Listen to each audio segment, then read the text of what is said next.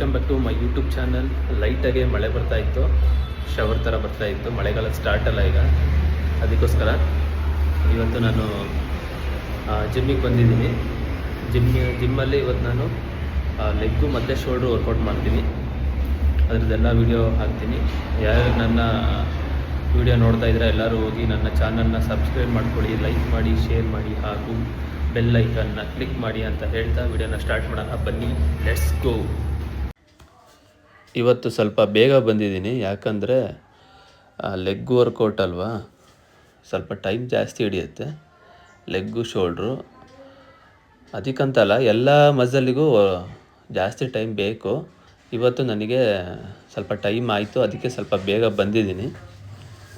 ಈಗ ಮೊದಲನೇದಾಗಿ ಬೇಗ ಸ್ಟ್ರೆಚಸ್ಸು ಮತ್ತು ವಾರ್ಮಪ್ಪು ಮುಗಿಸ್ಕೊಂಡು ಹೋಗಬೇಕೀಗ.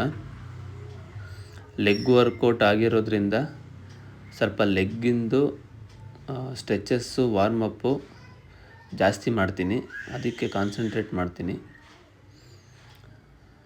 ಲೆಗ್ಗು ವರ್ಕೌಟ್ ಮಾಡಿರೋರಿಗೆ ಗೊತ್ತಿರುತ್ತೆ, ಲೆಗ್ ವರ್ಕೌಟ್ ಮಾಡಾದಮೇಲೆ ಸುಮಾರು 1 ರಿಂದ 2 ದಿವಸ ಅದರದ್ದು ಪೇಯ್ನ್ ಇರುತ್ತೆ.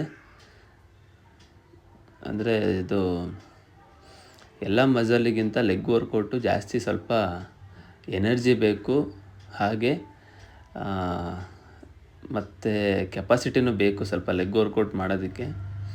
ಲೆಗ್ ವರ್ಕೌಟು ನಾವು ಎಷ್ಟು ಚೆನ್ನಾಗಿ ಮಾಡ್ತೀವಿ ಅಷ್ಟು ಬಾಡಿ ಕಂಡೀಷನ್ ಚೆನ್ನಾಗಿರುತ್ತೆ. ಮತ್ತು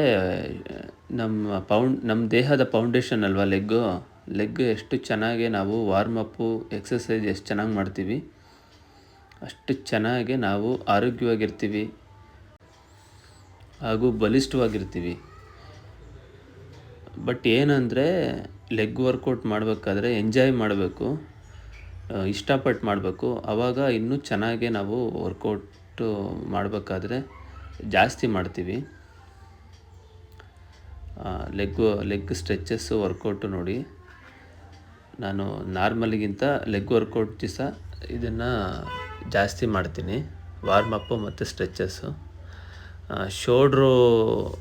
ಶೋಲ್ಡರು ವರ್ಕೌಟ್ ಮಾಡ್ತೀನಿ, ಅದಕ್ಕೋಸ್ಕರ ನಾನು ಶೋಲ್ಡ್ರದ್ದು ಸ್ಟ್ರೆಚಸ್ ಮಾಡಿದ್ದೀನಿ. ಈಗ ಸ್ವಲ್ಪ ಲೈಟಾಗಿ 3 ಸೆಟ್ಟು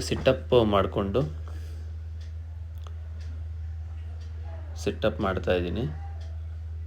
ಅದಾದಮೇಲೆ ಶೋಲ್ಡರ್ ಮಾಡೋದ್ರಿಂದ ಶೋಲ್ಡರ್ ಪುಷಪ್ಸ್ ಇದು ಸ್ವಲ್ಪ ನಾರ್ಮಲ್ ಪುಷಪ್ಪಿಗಿಂತ ಸ್ವಲ್ಪ ಕಷ್ಟ ಇರುತ್ತೆ. ಅಂದರೆ ತ್ರಿಭುಜಾಕಾರದ ಭಂಗಿಯಲ್ಲಿ ನಾವು ಟಿಪ್ಸ್ ಹೊಡಿಬೇಕು. ನಾರ್ಮಲ್ ಟಿಪ್ಸ್ ಹೊಡ್ಕೊಂಡು ಇವಾಗ ನಾನು ಸ್ಕ್ವಾಟ್ಸ್ ಹತ್ರ ಬಂದಿದ್ದೀನಿ. ನಾರ್ಮಲಾಗಿ ಇವಾಗ ಬರೀ ಬಾರಲ್ಲಿ ಲೈಟಾಗಿ ಫಸ್ಟ್ ಮಾಡ್ಕೊತೀನಿ. ಬಾರಲ್ಲಾದಮೇಲೆ ಇವಾಗ ನಾನು ಒಂದೊಂದು ಪ್ಲೇಟ್ ಹಾಕ್ಕೊತಾ ಇದ್ದೀನಿ. ನಾರ್ಮಲ್ ವೆಯ್ಟ್ ಒಂದೊಂದು ಪ್ಲೇಟ್ ಹಾಕ್ಕೊಂಡು ಸೇಫ್ಟಿಗೆ ಇರಲಿ ಅಂತ ಯಾವಾಗಲೂ ನಾನು ಬೆಲ್ಟ್ ಹಾಕ್ಕೊತೀನಿ, ಯಾಕಂದರೆ ಸೇಫ್ಟಿ ಇಂಪಾರ್ಟೆಂಟು. ಈ ಡೆಡ್ ಲಿಫ್ಟು ಮತ್ತು ಸ್ಕ್ವಾಟ್ಸ್ ಹೊಡಿಬೇಕಾದ್ರೆ, ಲೆಗ್ ವರ್ಕೌಟ್ ಮಾಡಬೇಕಾದ್ರೆ ನಾನು ಬೆಲ್ಟ್ ಹಾಕ್ಕೊಂಡು ವರ್ಕೌಟ್ ಮಾಡ್ತೀನಿ. ಯಾಕಂದರೆ ನಮಗೆ ಸೇಫ್ಟಿ ಇಲ್ಲ ಅಂದರೆ ಏನಾರು ಹೆಚ್ಚು ಕಮ್ಮಿ ಆಯಿತು ಅಂದರೆ ಲೈಫ್ ಲಾಂಗು ವರ್ಕೌಟ್ ಮಾಡೋಕ್ಕೆ ಆಗಲ್ಲ ಜಿಮ್ಮು, ಅದಕ್ಕೆ ತುಂಬ ಇಂಪಾರ್ಟೆಂಟು. ಇವಾಗ ನಾನು ಇನ್ನೊಂದು ಪ್ಲೇಟ್ ಹಾಕ್ಕೊತೀನಿ, ಸಾಕು. ಇವತ್ತಿಗೆ ನಾನು ಜಾಸ್ತಿ ಪ್ಲೇಟ್ಸ್ ಹಾಕ್ಕೊಳ್ಳಲ್ಲ, ಜಾಸ್ತಿ ವೆಯ್ಟ್ಸ್ ಹೊಡೆಯಲ್ಲ ನಾನು ಇವತ್ತು.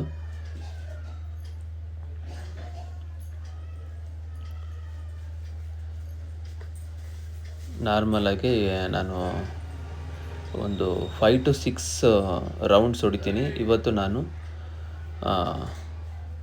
4 to 5 ರೌಂಡ್ಸ್ ಮಾಡ್ತೀನಿ. ಇದಾದಮೇಲೆ ನಾನು ಸೂಪರ್ ಸ್ಕ್ವಾಟ್ ಮಷೀನಲ್ಲಿ ವರ್ಕೌಟ್ ಮಾಡ್ತಾಯಿದ್ದೀನಿ. ಇದು ಫಸ್ಟು ಸಿಂಗಲ್ ಪ್ಲೇಟ್ ಹಾಕ್ಕೊಂಡೆ, ಇವಾಗ ಡಬಲ್ ಪ್ಲೇಟ್ ಹಾಕ್ಕೊಂಡಿದ್ದೀನಿ. ಡಬಲ್ ಪ್ಲೇಟ್ ಹಾಕ್ಕೊಂಡು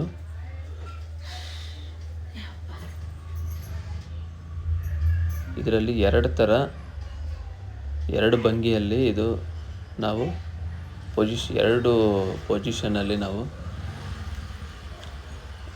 ವರ್ಕೌಟ್ಸ್ ಸ್ಕ್ವಾಟ್ಸ್ ಹೊಡಿಬೋದು.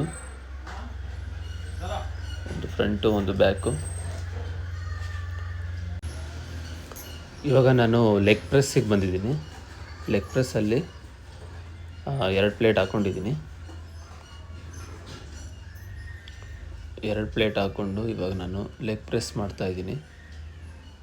ಫಸ್ಟು ಸ್ವಲ್ಪ ವೈಡಲ್ಲಿ ಹೊಡಿತಾ ಇದ್ದೀನಿ. ಇವಾಗ ನಾನು ಇದರಲ್ಲಿ 3 ವೇರಿಯೇಷನ್ ಮಾಡ್ತೀನಿ ಲೆಗ್ ಪ್ರೆಸ್ ವರ್ಕೌಟಲ್ಲಿ. ಫಸ್ಟು ನಾನು ಇವಾಗ ವೈಡ್ ಹೊಡಿತಾ ಇದ್ದೀನಿ.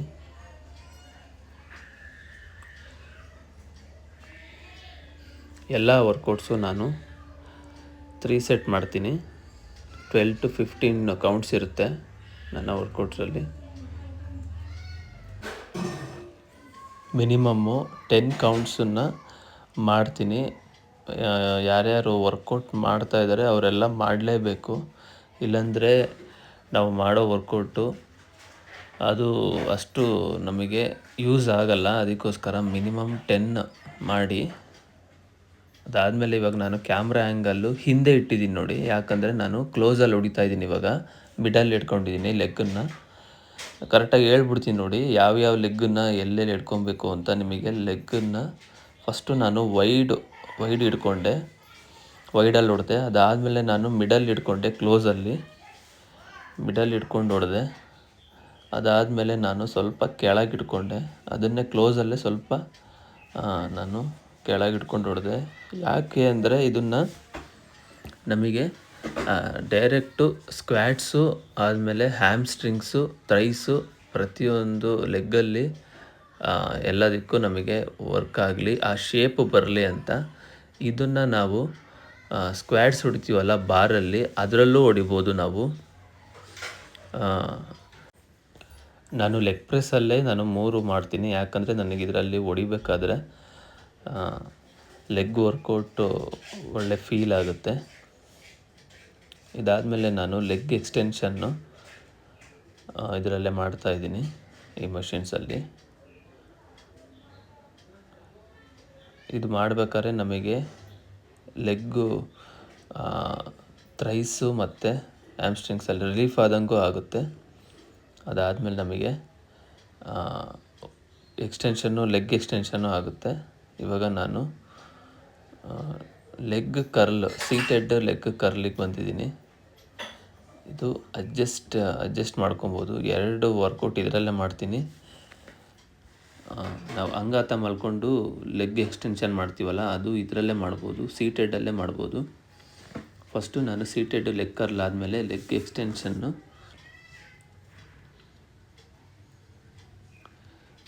ಇದರಲ್ಲೇ ಮಾಡ್ತಾಯಿದ್ದೀನಿ. ಕಾಫ್ ಮಸಲ್ಲಿಗೂ ಇದು ವರ್ಕೌಟ್ ಆಗುತ್ತೆ ನೋಡಿ. ಲೆಗ್ ಮೇಲೆ ಹಿಡ್ಕೊಂಡು ಲೆಗ್ಗನ್ನು ಪುಲ್ ಮಾಡ್ತಾಯಿದ್ದೀನಿ, ಕೆಳಗಡೆ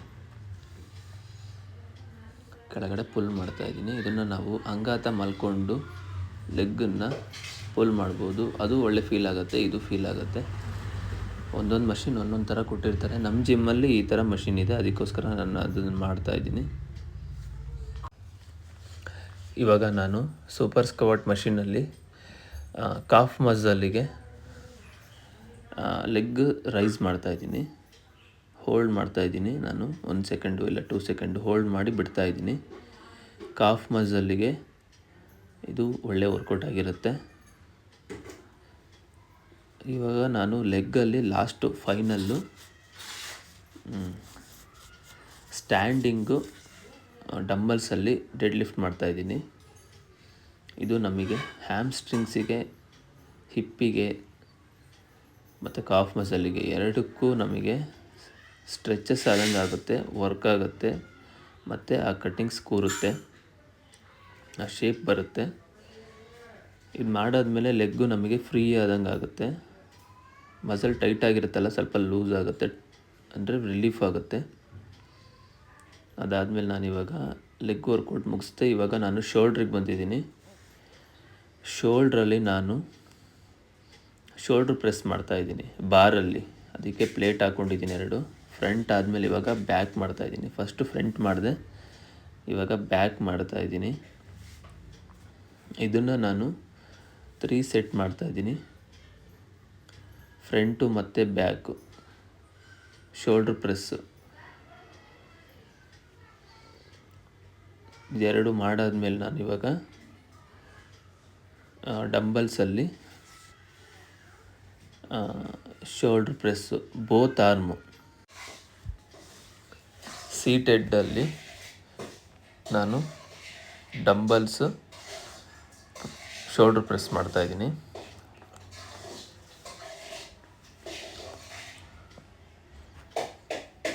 ನಾನು ಹೇಳಿದ್ದೀನಿ ಎಲ್ಲ ವಿಡಿಯೋದಲ್ಲೂ, ನಾನು ಒಂದೊಂದು ವೀಕು ಸ್ವಲ್ಪ ವರ್ಕೌಟ್ಸು ಚೇಂಜಸ್ ಇರುತ್ತೆ.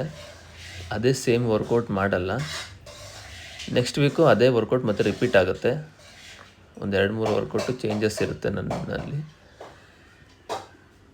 ಅದಾದಮೇಲೆ ನಾನು ಇವಾಗ ಸ್ಟ್ರಕ್ಸ್ ಮಾಡ್ತಾಯಿದ್ದೀನಿ. ಸ್ಟ್ರಕ್ಸ್ ಆದಮೇಲೆ ಡಂಬಲ್ಸಲ್ಲಿ ಮಾಡಾದ್ಮೇಲೆ ಇವಾಗ ನಾನು single arm lateral raise, single arm lateral raise ಕೇಬಲಲ್ಲಿ ಮಾಡ್ತಾಯಿದ್ದೀನಿ. ಲಾಸ್ಟ್ ಟೈಮು ನಾನು ಡಂಬಲ್ಸಲ್ಲಿ ಮಾಡಿದ್ದೆ, ಇವಾಗ ನಾನು ಕೇಬಲಲ್ಲಿ ಮಾಡ್ತಾಯಿದ್ದೀನಿ. ಪೊಸಿಷನ್ ನೋಡ್ತಾ ಇದ್ದೀರ ತಾವು. ಈ ಪೊಸಿಷನಲ್ಲೇ ಹೊಡೆದ್ರೆ ನಮಗೆ ಡೈರೆಕ್ಟಾಗಿ ಅಂದರೆ ಮಿಡಲ್ ಶೋಲ್ಡರು ಅಲ್ಲಿ ಕಟ್ಟಿಂಗ್ಸ್ ಬರುತ್ತೆ, ಅಲ್ಲಿಗೆ ನೇರವಾಗಿ ನಮಗೆ ವರ್ಕ್ ಆಗುತ್ತೆ, ಪ್ರೆಷರ್ ಬೀಳುತ್ತೆ ಅಲ್ಲಿಗೆ.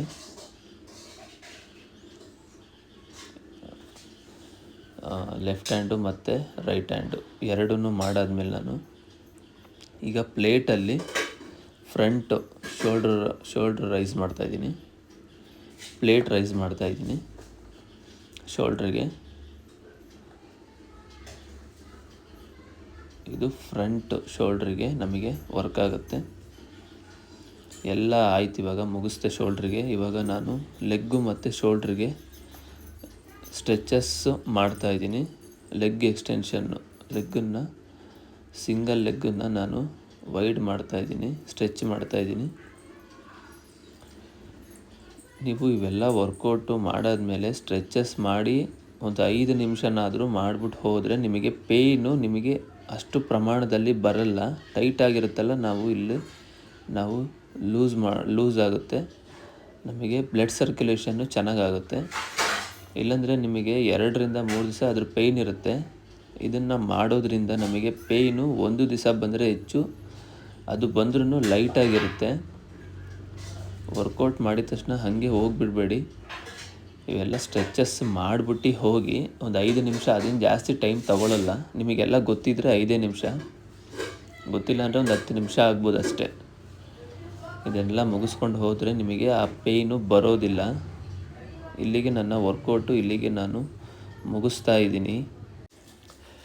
ಮತ್ತೆ ಮುಂದಿನ ವೀಡಿಯೋದಲ್ಲಿ ಸಿಗ್ತೀನಿ ಅಂತ ಹೇಳ್ತಾ ನಾನು ಜಿಮ್ಮಿಂದ ಇವಾಗ ಮನೆಗೆ ಹೊರಡ್ತಾ ಇದ್ದೀನಿ. Bye friends. ವಿಡಿಯೋನ ನಾನು ಇಲ್ಲಿಗೆ ಎಂಡ್ ಮಾಡ್ತಾ ಇದ್ದೀನಿ. ನೆಕ್ಸ್ಟ್ ವಿಡಿಯೋದಲ್ಲಿ ಸಿಗ್ತೀನಿ. ಬಾಯ್.